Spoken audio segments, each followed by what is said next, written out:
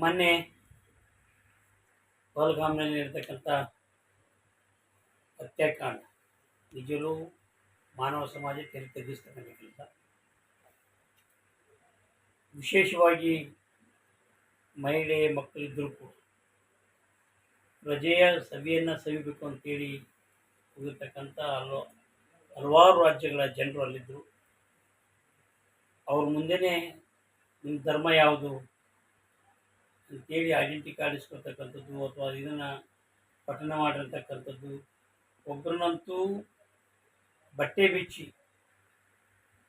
Check ಮಾಡ್ತಕ್ಕಂಥದ್ದು, ಇವೆಲ್ಲವೂ ನಿಜವೂ ಮಾನವ ಸಮಾಜ ತೆಗೆಸ್ತಕ್ಕಂಥ ಕೆಲಸ. ಭಯೋತ್ಪಾದಕರಂದರೆ ಅವ್ರಿಗೆ ಕರುಣೆ ಅನ್ನೋದು ಇರೋದಿಲ್ಲ. ಆದರೆ ಇಂಥ ಹೀನ ಕೃತ್ಯವನ್ನು ಮಾಡಿರ್ತಕ್ಕಂಥದ್ದಕ್ಕೆ ನಾವು ತೀವ್ರವಾಗಿ ಖಂಡನೆ ಮಾಡಲೇಬೇಕಾಗ್ತದೆ.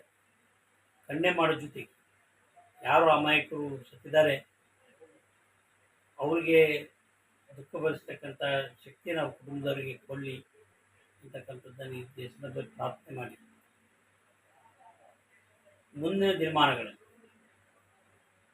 ಇದಕ್ಕೂ ಕೂಡ ಒಂದಿಷ್ಟು ಜನ ನೀವು ಏನಾಗಿದೆ ಅದು ಸಾಕ್ಷಿ ಕೊಡಂತಕ್ಕಂಥದ್ದು ಕೂಡ ಭಾಳಷ್ಟು ಜನ ಬುದ್ಧಿಜೀವಿಗಳು ಇರ್ತಾರೆ.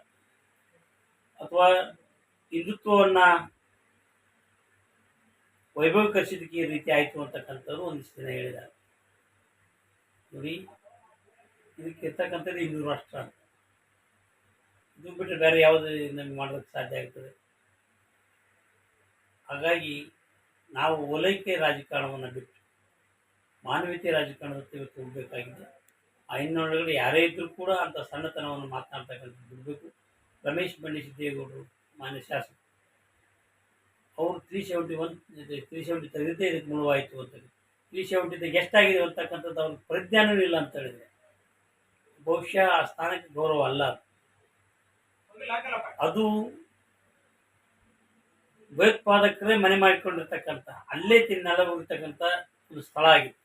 ಮತ್ತು ಕಾಶ್ಮೀರ ಅಂತ ಹೇಳಿದ್ರೆ ನಮ್ಮ ಮುಕುಟ, ಅದನ್ನು ನಾವು 370 ತೆಗೆದು ನಮ್ಗೆ ಬಗ್ಗೆ ಮಾಡಿಕೊಳ್ತಕ್ಕಂಥದ್ದು, ಭಾರತಕ್ಕೆ ತೆಗೆದುಕೊಳ್ತಕ್ಕಂಥದ್ದು, ಇಲ್ಲಿ ಆಗಿ ಅಲ್ಲಿ ಇರ್ತಕ್ಕಂಥ ಎಲ್ಲ ಪ್ರಜೆಗಳು ಎಲ್ಲ ಒಂದು ಜನಸಾಮಾನ್ಯರಾಗಿ ಓಡಾಡ್ತಕ್ಕಂಥದ್ದು ಭಾಳ ಮುಖ್ಯವಾಗಿತ್ತು. ಅದನ್ನು ಮೋದಿ ಸರ್ಕಾರ ಮಾಡಿತ್ತು ಭಾಳ ದಿಟ್ಟತನದಿಂದ, ಭಾಳ ಇದರಿಂದ.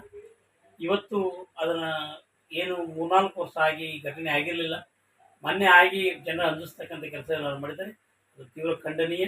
ಮುಂಬರುವ ದಿನಮಾನಗಳಲ್ಲಿ ಕೇಂದ್ರ ಸರ್ಕಾರ ಬಿಗಿಯಾದ ನಿಲುವನ್ನು ತೆಗೆದುಕೊಳ್ಳೋದ್ರ ಮೂಲಕ ನಾವು ಪ್ರತೀಕಾರವನ್ನು ತೀರಿಸಿಕೊಳ್ಳಬೇಕು. ಇದು ನಮ್ಮ ಒತ್ತಾಯ. ಹಲವಾರು ಕಠಿಣ ಕ್ರಮಗಳನ್ನು ಮೋದಿ ಸರ್ಕಾರ ಈಗಾಗಲೇ ಕೈಗೊಂಡಿದೆ. ಅವರು ತಕ್ಕ ಉತ್ತರ ಕೊಡ್ತಕ್ಕಂಥ ಕೆಲಸ ಆಗ್ತದೆ. ಪಾಕಿಸ್ತಾನದ ಪಾಪಿಗಳಿಗೆ ಏನಂತ ಮಾಡಬೇಕು ಅನ್ನೋದ್ರ ಬಗ್ಗೆ ಈಗಾಗಲೇ ಕೇಂದ್ರ ಸರ್ಕಾರ ಚಿಂತನೆ ಮಾಡ್ತಿದೆ. ಇದೆಲ್ಲೂ ಕೂಡ ಪಕ್ಷಾತೀತವಾಗಿ ಮಾನವೀಯತೆ ದೃಷ್ಟಿಯಿಂದ ನಾವೆಲ್ಲರೂ ಕೂಡ ಬೆಂಬಲ ಕೊಡಲೇಬೇಕು. ಯಾವುದೇ ಪಕ್ಷ ಆಗಿದ್ದು ಕೂಡ ನಮ್ಮ ಕರ್ನಾಟಕ ಸರ್ಕಾರ ಕೂಡ ಅಲ್ಲಿಗೊಬ್ಬರು ಕಳಿಸಿ, ಸಂತೋಷ್ ರಾವ್ರನ್ನು ಕಳಿಸಿ ಇರ್ತಕ್ಕಂಥ ಕನ್ನಡಿಗರನ್ನು ಭೇಟಿ ಮಾಡ್ತಕ್ಕಂಥದ್ದು ಅದು ಕೂಡ ಭಾಳ ಒಳ್ಳೆಯ ಕೆಲಸ, ಅದು ಯಾರು ಮಾಡ್ತಿಲ್ಲ.